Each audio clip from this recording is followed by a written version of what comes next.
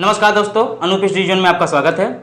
आज की वीडियो में हम लोग उत्तर प्रदेश के सामान्य ज्ञान के अध्ययन के अंतर्गत उत्तर प्रदेश के प्राचीन इतिहास का भाग 2 देखेंगे, जिसके अंतर्गत उत्तर प्रदेश में बौद्ध धर्म एवं जैन धर्म का जो है उत्तर प्रदेश से संबंधित जितने भी आंकड़े हैं उसके बारे में देखेंगे। इसके पहले हम लोग पूरा पाषाण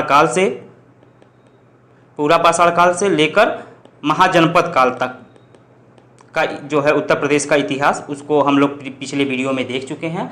उस वीडियो को अगर आप लोगों ने अभी तक नहीं देखा है तो उसको एक बार ज़रूर देख लीजिए, उसका लिंक मैंने डिस्क्रिप्शन में दे रखा है। आज हम लोग जो है उत्तर प्रदेश में बौद्ध धर्म और जैन धर्म का जो है विकास या जो महत्वपूर्ण स्थल हैं उनके बारे में देखेंगे। हम लोगों ने पिछली वीडियो में देखा था कि लौह युगीन संस्कृति तक लोहे का ज्ञान हो गया था। लोहे के ज्ञान होने के बाद जो है महाजनपद का निर्माण होना शुरू हुआ। अब महाजनपद का निर्माण होना शुरू हुआ तो लोग जो है एक जगह इकट्ठा होने शुरू हुए, तो लोगों के विचारधारा में भी परिवर्तन आना शुरू हुआ। लोग जो है पहले के अपेक्षा समृद्धशाली होते गए। जैसे ही समृद्धि आती है तो लोगों का जो है एक समाज में जो मानसिकता है वो भी चेंज होना शुरू होता है। तो जो वैदिक परंपरा थी, वैदिक कर्मकांड थे, वे काफ़ी जटिल थे। इसके अलावा जो वर्णाश्रम व्यवस्था थी, वर्णाश्रम व्यवस्था में भी जो है कुछ लोग उसके प्रति, जैसे उस समय जो मेन व्यापारी थे वो वैश्य वर्ग और शूद्र वर्ग के थे। तो जब वे समृद्धशाली हुए तो उन्होंने जो है वो उनके मन में निचले सोपान में रहने की जो है उनको अच्छा नहीं लगा, तो उसके प्रति जो है उनके मन में उद्वेलन होना शुरू हुआ। तो इसके परिणाम स्वरूप जो है समाज में काफ़ी परिवर्तन होना शुरू हुआ और उसकी वजह से कई सामाजिक और धार्मिक आंदोलन हुए, जिसके परिणाम स्वरूप कई धर्म और संप्रदाय बने। लेकिन उस समय जो है दो जो प्रमुख संप्रदायों का हुआ जो धर्म थे वे थे जैन धर्म और बौद्ध धर्म। जैन धर्म हम लोगों ने देखा कि उत्तर प्रदेश में पूरा पाषाण काल से लेकर आज तक अगर देख लें तो उत्तर प्रदेश की जो संस्कृति है काफ़ी समृद्धशाली है। और उनमें जो है जैन धर्म बौद्ध धर्म जो अगर बोल सकते हैं कि अगर एक फले फूले तो उत्तर प्रदेश में ही फले फूले। उत्तर प्रदेश में कई ऐसे स्थल हैं जो कि जैन धर्म और बौद्ध धर्म से संबंधित हैं। हम लोग पहले जैन धर्म देखते हैं। जैन धर्म का संस्थापक जो है और प्रथम तीर्थंकर ऋषभ देव को माना जाता है। हालांकि वास्तविक संस्थापक जो है 24वें तीर्थंकर और यही अंतिम तीर्थंकर थे महावीर स्वामी को माना जाता है। ऋषभ देव का जो पहली बार उल्लेख मिलता है वह ऋग्वेद में मिलता है। इस फैक्ट को भी याद रखिएगा। यहाँ पे हम लोग का जो मेन उद्देश्य है उत्तर प्रदेश से संबंधित जो है तथ्य उनको देखना है, लेकिन हल्का फुल्का जो कि आया हुआ है यहाँ पे तो हल्का फुल्का सब जो है देखते हुए चलेंगे। तो महावीर स्वामी का जन्म कहाँ पे हुआ था? कुंडल ग्राम में। और इनके बचपन का नाम था वर्धमान, पिता का नाम क्या था? सिद्धार्थ, माता का नाम त्रिशला और इनकी पत्नी का नाम था यशोदा और पुत्री का नाम अनुजा प्रियदर्शनी। अब हम लोग देखते हैं कि जो प्रमुख जैन तीर्थंकर थे उनमें किनका किनका जन्म स्थान जो है उत्तर प्रदेश में था। यहाँ पे हम लोग देखेंगे पहला से लेकर 11वां तक लगातार जो जैन तीर्थंकर थे उनका जन्म जो है उत्तर प्रदेश में हुआ था। तो इसका आप लोग स्क्रीनशॉट ले सकते हैं। हम लोग अभी मैप में देखेंगे कि कहाँ पे कौन कौन था, लेकिन यहाँ पे एक बार देख लेते हैं कि जो पहले तीर्थंकर थे ऋषभ देव, उनका जन्म अयोध्या में, अजित नाथ का भी अयोध्या में, संभवनाथ तीसरे थे श्रावस्ती में, चौथे अभिनंदन नाथ उनका अयोध्या में, पांचवें सुमितनाथ उनका भी अयोध्या में, छठे पद्म प्रभु उनका कौशाम्बी में, कौशाम्बी के पपोसा में, और सातवें सुपार्श्वनाथ इनका वाराणसी में। यहाँ पे देखिए सुपार्श्वनाथ अलग हैं और पार्श्वनाथ अलग हैं। पार्श्वनाथ 23वें तीर्थंकर हैं, उनका भी जन्म जो है वाराणसी में ही हुआ है। 8वें चंद्र प्रभु इनका भी वाराणसी में। 9वें सुविधानाथ काकंडी क्षेत्र में, अभी हम लोग देखेंगे काकंडी क्षेत्र कहाँ पे है, भादिलपुर कहाँ है, भदैनी कहाँ है। 10वें जो है शीतलनाथ उनका भादिलपुर में। 11वें श्रेयांशनाथ इनका सिंहपुरी में। और उसके बाद 13वें 14वें और 15वें और 23वें इनका भी उत्तर प्रदेश में जन्म स्थान है। 13वें विमलनाथ का कामपिल्य में, अनंतनाथ का अयोध्या में, धर्मनाथ का फैजाबाद में और पार्श्वनाथ का वाराणसी में जन्म स्थान है। अब हम इन जैन धर्म से संबंधित जो प्रमुख स्थल है उनके बारे में उनका लोकेशन देखते हैं। उत्तर प्रदेश में किस साइड में किस तरफ उनका लोकेशन है और वह किस प्रकार से जो है जैन धर्म से संबंधित है। यहाँ पे देखिए पहले कौशाम्बी देखते हैं। कौशाम्बी यहाँ इधर इलाहाबाद है, इलाहाबाद के बगल में कौशाम्बी है। कौशाम्बी का जो पफोसा गांव है, पफोसा ग्राम में 6वें जैन तीर्थंकर जो पद में प्रभु थे, उनका जन्म स्थान जो है यहीं पे है, कौशाम्बी के पफोसा ग्राम में था। और यहाँ पे कई दिगंबर जैन मंदिर पाए गए हैं। कौशाम्बी के संबंध में एक प्रश्न आया हुआ है कि उत्तर प्रदेश का कौन सा ऐसा स्थल है जो जैन धर्म और बौद्ध धर्म दोनों के समान महत्व का जो है वह स्थान है। तो उसमें आंसर जो है अयोग कौशाम्बी दिया हुआ था। ठीक है, तो यहाँ याद रखिए, यहाँ पे हम लोग दिगंबर देख ही रहे हैं कि दिगंबर जैन मंदिर भी था और जैन तीर्थंकर का जन्म स्थान भी था। तो यहाँ पे जैन धर्म संबंधित है, यहाँ पे बौद्ध धर्म से भी यह स्थल संबंधित है, इसको हम लोग आगे देखेंगे। ठीक है, नेक्स्ट यहाँ पे अयोध्या। अयोध्या में हम लोगों ने पीछे देखा कि कई जैन तीर्थंकरों का जन्मस्थल अयोध्या है, जैसे ऋषभनाथ, अजितनाथ, अभिनंदन नाथ, इसके अलावा धर्मनाथ, इन सब का जन्मस्थल अयोध्या में ही है। और यहाँ पर एक रायगंज जगह है, रायगंज जगह से दिगंबर जैन मंदिर और एक 21 फुट ऊंची ऋषभ देव की मूर्ति प्राप्त हुई है। तो इस चीज़ को याद रखना है कि पूछ लेगा कि जैन धर्म से संबंधित रायगंज जहाँ से दिगंबर जैन मंदिर प्राप्त हुआ है, निम्नलिखित में से किस जिले से में स्थित है? तो याद रखना है यह अयोध्या में स्थित है। और ऋषभ देव की मूर्ति 21 फीट की जो प्राप्त हुई है वह भी अयोध्या से ही प्राप्त हुई है, रायगंज से। ठीक है, यहाँ पे तीसरा हम लोग स्थल देखते हैं श्रावस्ती। श्रावस्ती जिला यहाँ पे नेपाल से सटा हुआ है। श्रावस्ती में जो है तीसरे तीर्थंकर संभवनाथ का जन्मस्थल श्रावस्ती में ही माना जाता है। इसके अलावा जैन धर्म से संबंधित एक प्रसिद्ध मंदिर है सोमनाथ मंदिर, इसको याद रखिएगा, पूछ लेगा सोमनाथ मंदिर कहाँ पर है? श्रावस्ती में है।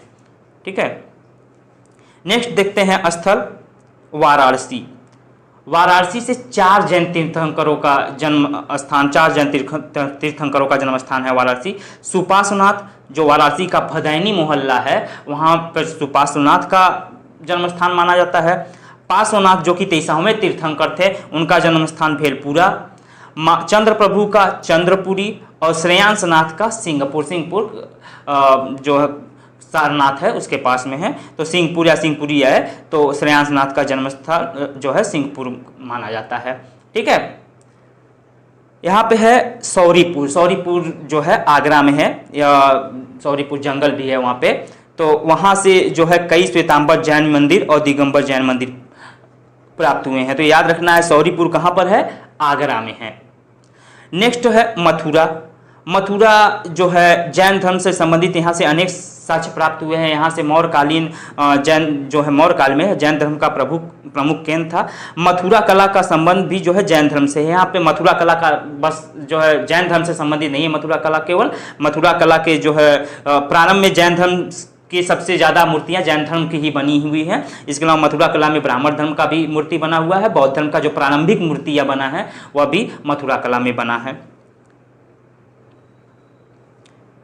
नेक्स्ट स्थल हम लोग देखते हैं हस्तिनापुर।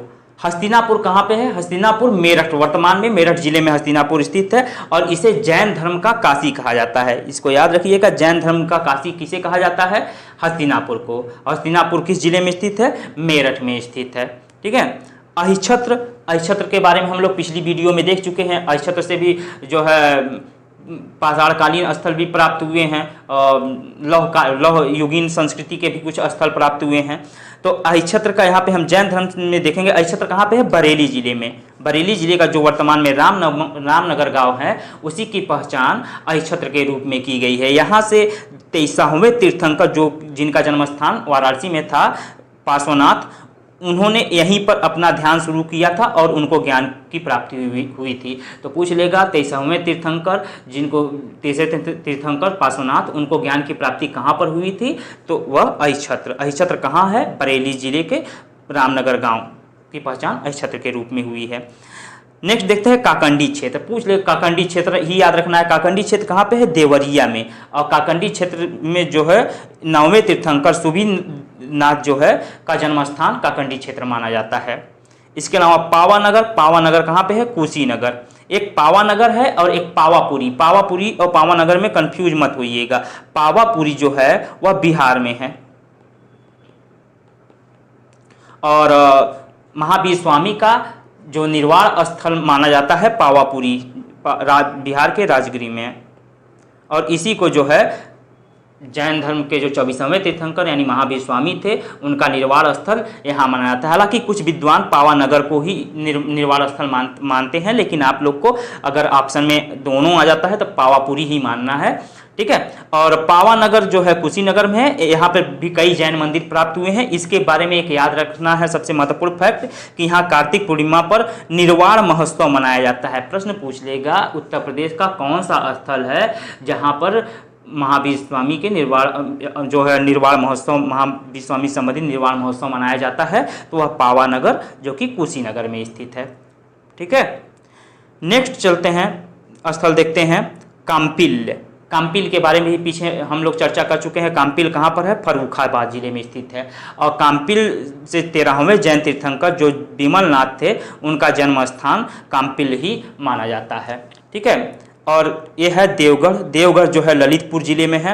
अब यहाँ देवगढ़ के बारे में कन्फ्यूजन आप लोग को हो सकता है। देवगढ़ के बारे में कुछ पुस्तकें जो है झांसी देते हैं, लेकिन झांसी नहीं, पहले ललितपुर जिला जो है झांसी में था, लेकिन बाद में अलग हो गया, तो अब जो है देवगढ़ ललितपुर जिले में पड़ता है। और यहाँ से हम लोगों ने इसके बारे में भी पहली वाली वीडियो में देख चुके हैं। देवगढ़ से जैन धर्म, बौद्ध धर्म और ब्राह्मण धर्म तीनों से संबंधित पुरातात्विक स्थल मिले हैं। और जो जैन धर्म से संबंधित जो सबसे महत्वपूर्ण मिला है कि जैन मूर्ति वहाँ से मिला है। और एक जो पहले जैन तीर्थंकर ऋषभदेव थे, ऋषभदेव की पुत्री का जो है लेख यहाँ से उत्कीर्णित मिला है। ऋषभदेव के पुत्री का लेख यहाँ से प्राप्त हुआ है। पूछ लेगा जैन धर्म के प्रथम तीर्थंकर ऋषभदेव के पुत्री का लेख कहाँ से प्राप्त हुआ है, तो वह देवगढ़ ललितपुर, और इसको देवताओं के किले के रूप में यह जो है देवगढ़ विख्यात है।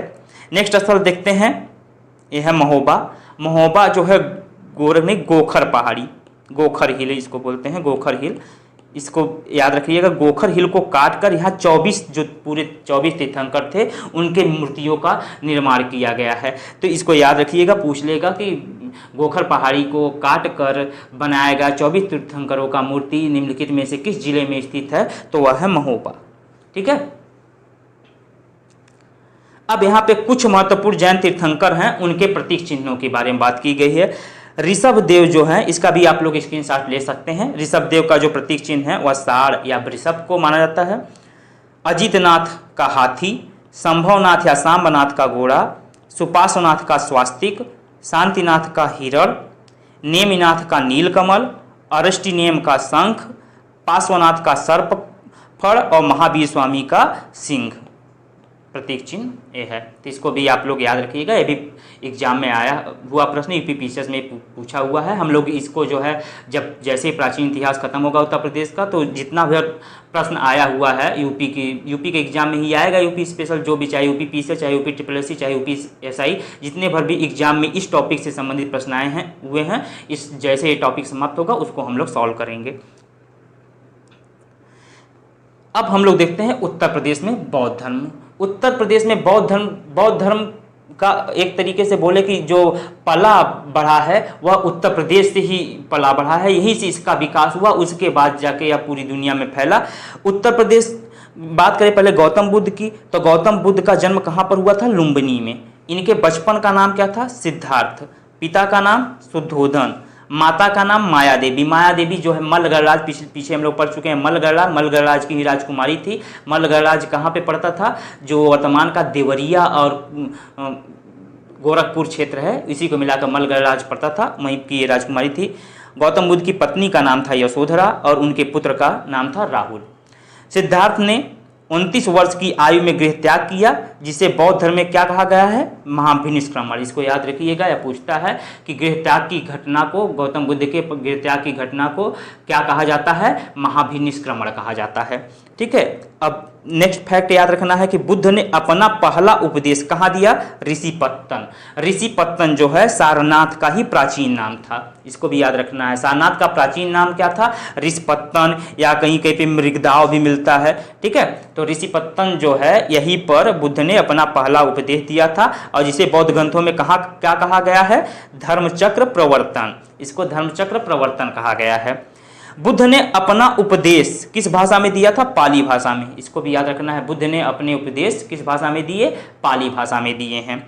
और गौतम बुद्ध का अधिकांश सन्यासी जीवन उत्तर प्रदेश में ही व्यतीत होने के कारण इस प्रदेश को बौद्ध धर्म का पालना कहा जाता है। इसको भी याद रखिएगा, बौद्ध धर्म का पालना किसको कहा जाता है? उत्तर प्रदेश को कहा जाता है, क्योंकि गौतम बुद्ध ने जो है सर्वाधिक समय अपना यहीं पे व्यतीत किया। और जो श्रावस्ती है, श्रावस्ती में उन्होंने लगभग 25 साल तो अपने जीवन का श्रावस्ती में ही व्यतीत किया था उत्तर प्रदेश के।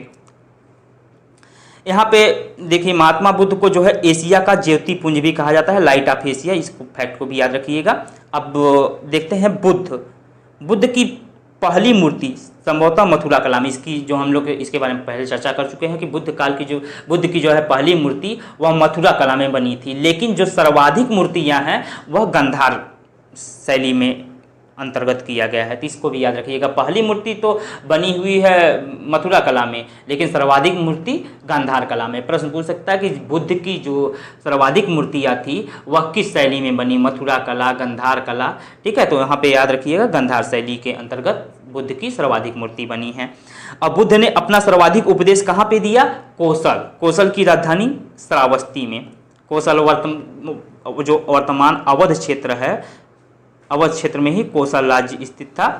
इसके बारे में हम लोग महाजनपद में हम लोग देख चुके हैं। और उसकी कोसल की राजधानी थी श्रावस्ती, जिसकी पहचान किससे की गई है? वर्तमान में सहेत महेत नामक स्थान से। और वहीं पर जो है बुद्ध ने अपने सर्वाधिक उपदेश दिए हैं।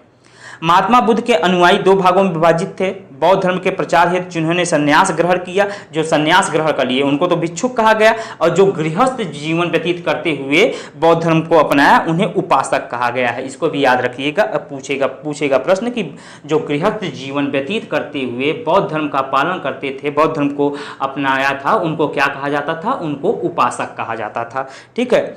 बौद्ध संघ में प्रविष्ट होने को, यानी बौद्ध संघ में शामिल होने की क्रिया को क्या कहा जाता था? उपसंपदा कहा जाता था। और बुद्ध की मृत्यु कहाँ हुई थी? उत्तर प्रदेश के ही कुशीनगर में हुई थी। बुद्ध की मृत्यु कहाँ पे हुई थी? कुशीनगर में हुई थी। और इस घटना को क्या कहा गया है? महापरिनिर्वाण कहा गया है, ठीक है। अब देखते हैं बुद्ध के जीवन से संबंधित कुछ जो प्रमुख प्रतीक हैं उसके बारे में। बुद्ध के जो जन्म की घटना है उसका प्रतीक कमल एवं साड़ है। गृहत्याग की घटना घोड़ा। और बुद्ध को जो ज्ञान प्राप्त होने की जो घटना है उसका प्रतीक पीपल, या जिसको बोधि वृक्ष बोलते हैं। और उनके निर्वाण की पद चिन्ह और मृत्यु की स्तूप। और बौद्ध धर्म से संबंधित जो 3 जो प्रमुख ग्रंथ है, त्रिपिटक, सुत्त पिटक, विनय पिटक और अभिधम्म पिटक। सुत्त पिटक में बुद्ध के धार्मिक विचारों और वचनों का संग्रह किया गया है। विनय पिटक में बौद्ध धर्म के नियमों का उल्लेख किया गया है। अभिधम्म पिटक में बौद्ध दर्शन की व्याख्या की गई है। अब यहाँ हम लोग ज़्यादा डिटेल में नहीं पढ़ेंगे उत्तर प्रदेश, क्योंकि हम लोग उत्तर प्रदेश से संबंधित पढ़ रहे हैं। लेकिन एक चीज़ देख लेते हैं, क्योंकि वो प्रश्न बार बार आता है कि जो बौद्ध संगीतियाँ हुई थी वह कहाँ कहाँ पे हुई थी? बौद्ध संगीतियाँ कितनी हुई थी? 4 हुई थी, ठीक है। पहली बौद्ध संगीति जो हुई थी वह 483 ईसा पूर्व में हुई थी। और कहाँ पे हुई थी? पहली बौद्ध संगीति जो है सप्तपर्णी गुफा, या कहाँ पे है? राजगृह में। सप्तपर्णी गुफा जो कि राजगृह में है। और किसके शासनकाल में हुई थी? अजातशत्रु। अजातशत्रु किस वंश का शासक था? हर्यक वंश का। और इस संगीति के अध्यक्ष कौन थे? महाकश्यप।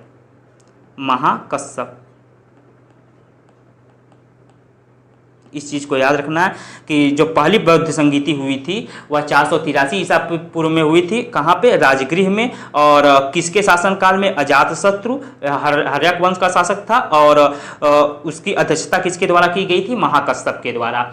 और इसमें हुआ था क्या कि इस जो संगीति का जो प्रमुख जो घटना हुई थी, इसमें जो विनय पिटक और सुत्त पिटक दोनों थे, इनका संकलन जो है प्रथम बौद्ध संगीति में ही की गई थी।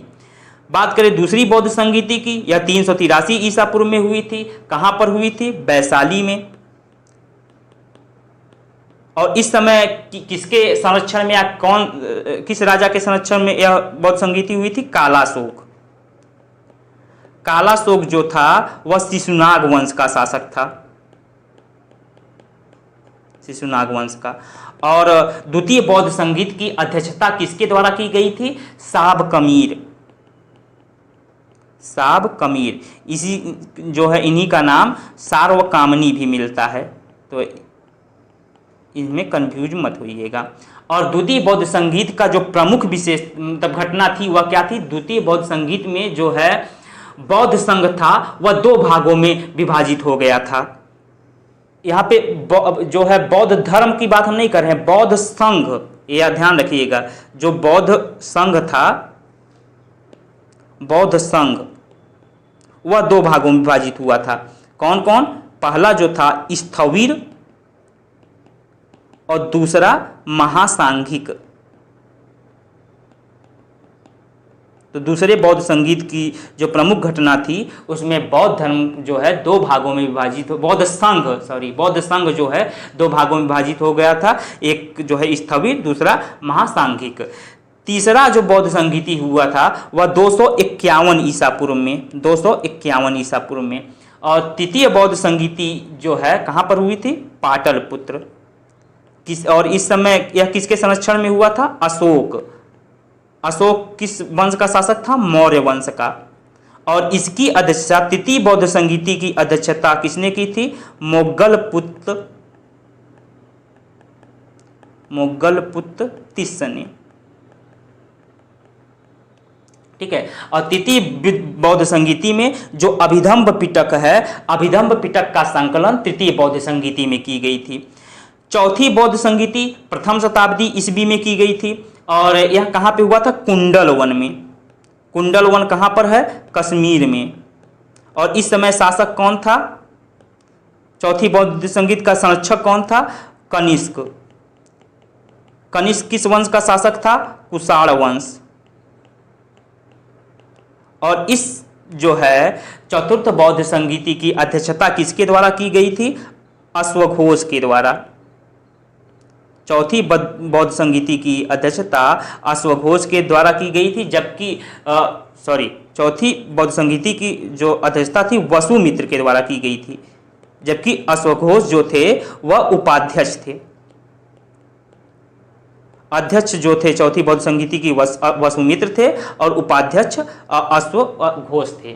ठीक है। और चौथी बौद्ध संगीत में जो प्रमुख घटना हुई थी वह बौद्ध धर्म 2 भागों में विभाजित हो गई थी, हीनयान और महायान। अब कुछ जो प्रमुख स्थल हैं बौद्ध धर्म से संबंधित उनके बारे में देख लेते हैं। यह कौशाम्बी के बारे में हम लोग पहले चर्चा कर चुके हैं कि यह जैन धर्म और बौद्ध धर्म दोनों से संबंधित प्रमुख स्थल है। यहाँ पे कौशाम्बी में बौद्ध धर्म जो थेर पंथ था वह उसका प्रमुख केंद्र था। और यहाँ से जो महत्वपूर्ण फैक्ट याद रखना है, घोषित राम विहार। घोषित राम विहार पूछता है कि घोषित राम विहार कहाँ पर अवस्थित है? कौशाम्बी में। ठीक है। घोषित राम विहार का अवशेष कहाँ से मिला है? कौशाम्बी में। नेक्स्ट स्थल है कपिलवस्तु। कपिलवस्तु यहाँ जो सिद्धार्थनगर डिस्ट्रिक्ट है उत्तर प्रदेश का, वहाँ और नेपाल के बॉर्डर पर स्थित है। यह शाक्य गणराज्य की राजधानी थी। राजा शुद्धोधन का जो राजमहल है उसका भग्नावशेष यहीं से प्राप्त हुआ है, कपिलवस्तु से प्राप्त हुआ है। इसके अलावा बौद्ध स्तूप यहाँ से प्राप्त हुए हैं, बुद्ध की अस्थियाँ युक्त पाषाण मंजूषा प्राप्त हुई हैं। ठीक है।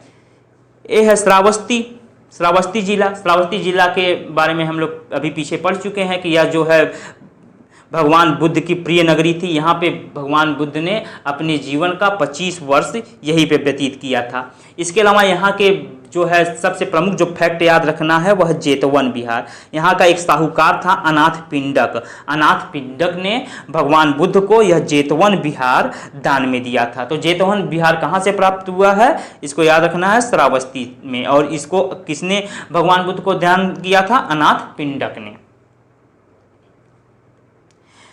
नेक्स्ट स्थल है सारनाथ। सारनाथ हम लोग पहले ही देख चुके हैं। सारनाथ में भगवान बुद्ध ने अपना पहला उपदेश दिया था। इसके अलावा 2 स्तूप, धमेख स्तूप और चौखंडी स्तूप जो है सारनाथ से प्राप्त हुए हैं। तो इसको याद रखिएगा, धमेख स्तूप और चौखंडी स्तूप कहाँ से प्राप्त हुआ है? सारनाथ से। और ये है संकिसा। संकिसा कहाँ पर है? फर्रुखाबाद जिले में स्थित है। संकिसा में महात्मा बुद्ध ने जो है संघ में स्त्रियों को प्रवेज्या यानी स्त्रियों के प्रवेश की जो अनुमति पहली बार प्रदान की गई थी वह संकिसा में की गई थी। और जो उत्पल वर्ला थी, उत्पलवर्णा दीक्षा पाने वाली प्रथम स्त्री थी। यहाँ जो है संकिसा के बारे में जो एक प्रचलित है कथा बौद्ध धर्म में कि यहाँ पे स्त्रियों की प्रव्रज्या की अनुमति देने से पूर्व अपनी माता को दीक्षा देने के लिए बुद्ध जो है स्वर्ग में गए थे, और उसके बाद इंद्र और ब्रह्मा जो है उनको छोड़ने के लिए यही संकिसा पधारे थे, और उसके बाद स्त्रियों को बौद्ध धर्म में प्रवेश जो है करने की अनुमति या प्रव्रज्या की अनुमति प्रदान की गई थी। ठीक है, और उत्पलवर्णा पहले जो है दीक्षा पाने वाली स्त्री थी। और ये है कुशीनगर। कुशीनगर में महात्मा बुद्ध का जो है महापरिनिर्वाण स्थल है, यानी कुशीनगर में ही महात्मा बुद्ध को महापरिनिर्वाण प्राप्त हुआ था। अब आज के वीडियो में बस इतना ही। अब जो हम लोग का बौद्ध धर्म जैन धर्म उत्तर प्रदेश से संबंधित जो था उस फैक्ट को हम लोग देख चुके हैं। बाकी जो विस्तृत देखना होगा वो उसको हम लोग इतिहास के अंतर देखेंगे। नेक्स्ट क्लास हम लोग का जो होगा उसमें हम लोग मौर्य काल, मौर्योत्तर काल, गुप्त काल और गुप्तोत्तर काल और कुल मिला के मध्य काल के प्रारंभ से पहले तक का जो है इतिहास, जो उत्तर प्रदेश से संबंधित जो प्रमुख तथ्य होंगे उसके बारे में देखेंगे। उम्मीद है आज का वीडियो आप लोग को पसंद आया होगा। अगर पसंद आया है तो लाइक ज़रूर करें और शेयर, ज़्यादा से ज़्यादा शेयर भी करें। और अगर कोई भी समस्या है तो निसंकोच कमेंट कर सकते हैं, आपकी समस्या का समाधान जरूर किया जाएगा। और अगर अभी तक चैनल को सब्सक्राइब नहीं किया है तो चैनल को सब्सक्राइब जरूर कर लें, साथ में बेल आइकन भी दबा दें जिससे जो भी वीडियो बने उसका नोटिफिकेशन आप तक पहुंचता रहे। मिलते हैं नेक्स्ट वीडियो में, तब तक के लिए धन्यवाद। जय हिंद।